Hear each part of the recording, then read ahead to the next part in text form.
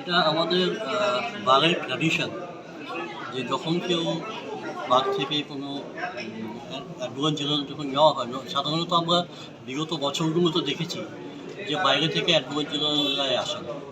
তো যখন আমরা ইদানিং এর আগে অরুণকান্তি ভৌমিক স্যার বহুদিন বাদে ওনাকে আমাদের রাজ্যের থেকে অ্যাডভোকেট জেনারেল করা হয়েছিল, শক্তিময় চক্রবর্তী স্যারকে করা হয়েছে, এবং এটা আমাদের বারের ট্র্যাডিশন যে যখন কেউ আমাদের বার থেকে অ্যাডভোকেট জেনারেল হিসেবে এলিভেটেড হয় তখন আমরা ওনাকে সম্বর্ধনা দিই।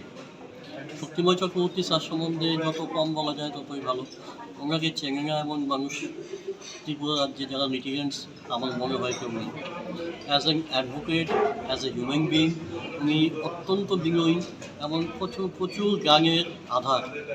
আইন সম্বন্ধে ওনার কথা মানে লেজেন্ডারি আমি বলবো যে উনি একজন অ্যাডভোকেট। ওনাকে সম্বর্ধনা দিতে পেরে আমরা নিজেরা সম্বর্ধিত হয়েছি।